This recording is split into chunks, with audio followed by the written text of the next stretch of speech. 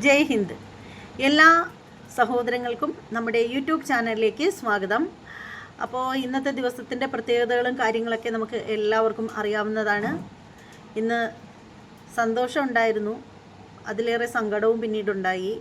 Operation Sindoor എന്ന പേരിൽ നമ്മുടെ അഭിമാനമായ നമ്മുടെ ഇന്ത്യയുടെ ചുണക്കുട്ടികൾ പാകിസ്ഥാൻ്റെ തീവ്രവാദ താവളത്തിൽ തന്നെ ആക്രമണം നടത്തി അവരെ ഉന്മൂലനം ചെയ്യാനായിട്ടുള്ള പദ്ധതി ഇട്ടു. അപ്പോൾ അത് സത്യത്തിൽ അറിഞ്ഞപ്പോൾ വളരെ സന്തോഷമുള്ള കാര്യമായിരുന്നു. പിന്നീട് അതിലേറെ ദുഃഖം ഉണ്ടാക്കിയൊരു സംഭവമാണ് നമ്മുടെ രാജ്യത്തെ നിരപരാധികളായ 15ഓളം വരുന്ന കാശ്മീർ വാസികളായിട്ടുള്ള ആളുകളെ പാകിസ്ഥാനികൾ ഷെല്ലാക്രമണത്തിൽ വധിച്ചു എന്ന വാർത്ത. അത് കേട്ടപ്പോൾ വളരെ ദുഃഖം തോന്നി.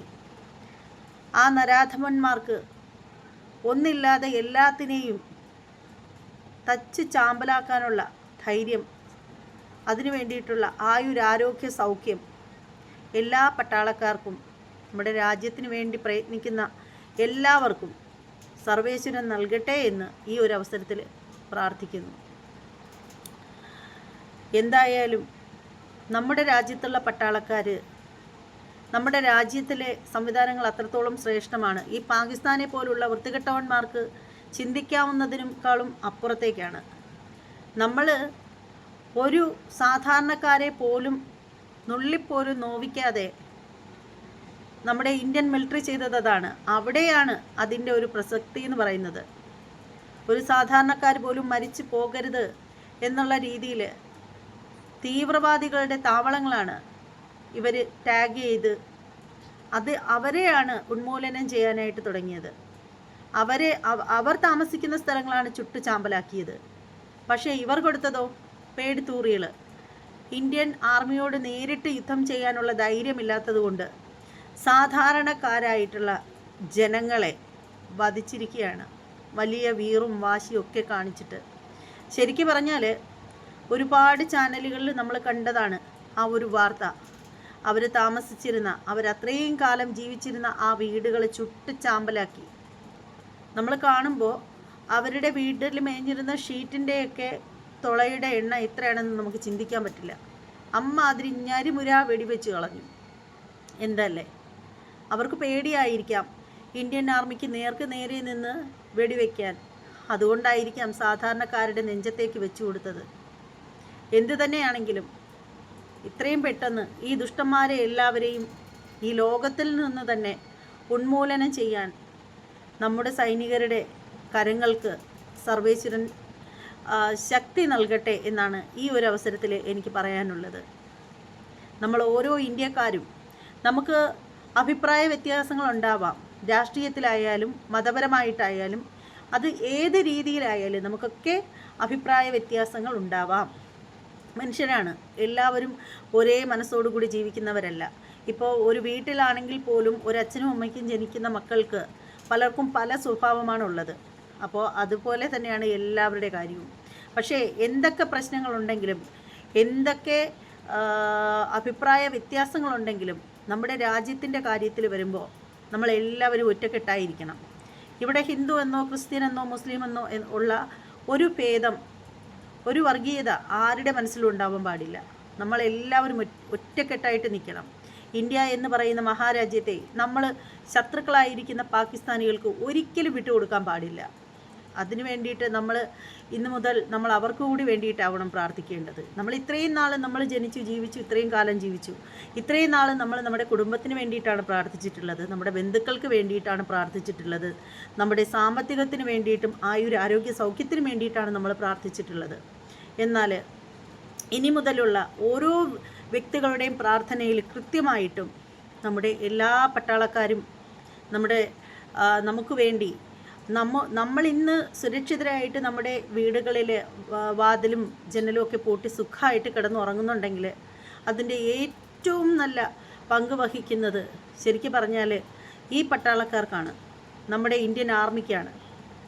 അവർ ഉറക്കം ഉളച്ച് ഇതുപോലെ നിന്ന് പൊരുതുന്നത് കൊണ്ടാണ് മരണം മുഖാമുഖം കണ്ട് നിൽക്കുന്നത് കൊണ്ടാണ് നമുക്ക് സുഖമായിട്ട് കിടന്നുറങ്ങാൻ സാധിക്കുന്നത്. അതുപോലെ തന്നെയാണ് കേരള പോലീസിൻ്റെ കാര്യവും. ഒരു ദിവസം പോലീസുകാർക്ക് അവധി കൊടുക്കുന്ന ഒരു രാത്രിയോ പകലോ നിങ്ങളൊന്ന് ആലോചിച്ച് നോക്കിയാലോ.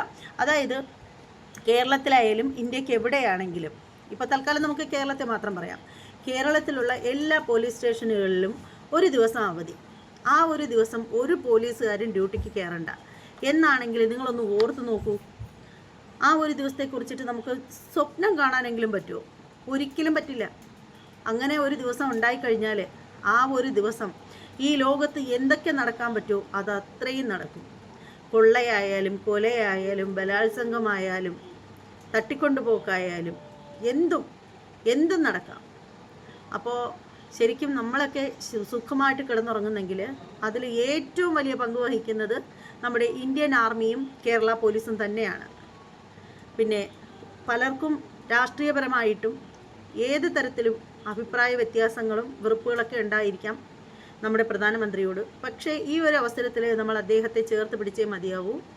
അദ്ദേഹത്തിന് മുന്നോട്ട് പോകാനുള്ള എല്ലാ ആത്മധൈര്യവും നമ്മൾ കൊടുത്തേ മതിയാവൂ. ഇന്ന് പിണറായി വിജയൻ, നമ്മുടെ കേരളത്തിലെ മുഖ്യമന്ത്രി പിണറായി വിജയൻ പറഞ്ഞിട്ടുണ്ടായിരുന്നു, ഈ ഒരു യുദ്ധത്തിന് ഇപ്പോൾ പാകിസ്ഥാനെ അടിച്ചൊതുക്കുന്ന കാര്യമാണ്. അതിന് പൂർണ്ണ പിന്തുണ ഇന്ത്യൻ ആർമിക്കും പ്രധാനമന്ത്രി നരേന്ദ്രമോദിജിക്കും ഉണ്ടാവുമെന്ന് അദ്ദേഹം അറിയിച്ചിട്ടുണ്ടായിരുന്നു. അപ്പോൾ അഭിപ്രായ വ്യത്യാസങ്ങൾ എന്തുണ്ടെങ്കിലും നമ്മുടെ രാജ്യത്തിനകത്ത് ഒരു പ്രശ്നം ഉണ്ടാവുമ്പോൾ നമ്മളെല്ലാവരും ഒറ്റക്കെട്ടായിട്ട് ഒരുമിച്ച് ഒത്തൊരുമയോടുകൂടി നിൽക്കണം. നമ്മളെല്ലാവരും ഒരുമിച്ച് നിന്നാൽ മാത്രമേ നമ്മുടെ രാജ്യം നിലനിൽക്കുകയുള്ളൂ. ഈ ഒരു അവസരത്തിൽ അതാണ് ഞാൻ പറഞ്ഞത്, അഭിപ്രായ വ്യത്യാസങ്ങൾ എന്ത് തന്നെ ഉണ്ടെങ്കിലും ഇപ്പോൾ നമ്മൾ പ്രധാനമന്ത്രിയോട് ചേർന്ന് നിൽക്കണം എന്നാണ് പറയാനുള്ളത്. എന്തായാലും നമ്മൾ ഹിന്ദുക്കളായിട്ടുള്ള 26 സ്ത്രീകളുടെ നെറ്റിയിലെ സിന്ദൂരം മായ്ച്ചു കളഞ്ഞ ആ ദുഷ്ടന്മാർക്ക് നേരെയുള്ള ഓപ്പറേഷൻ സിന്ദൂർ എന്ന് അദ്ദേഹം പേരിട്ടതിൽ ഒരുപാട് അഭിമാനം തോന്നുന്നു, ഒരുപാട് ബഹുമാനവും ഒരുപാട് ഇഷ്ടവും അതിലേറെ. എൻ്റെ പ്രാർത്ഥനയിൽ ഇനി മുതൽ എന്നും നമ്മുടെ ഇന്ത്യൻ ആർമിയും അതിനൊപ്പം തന്നെ നമ്മുടെ പ്രധാനമന്ത്രിയും ഉണ്ടാവും.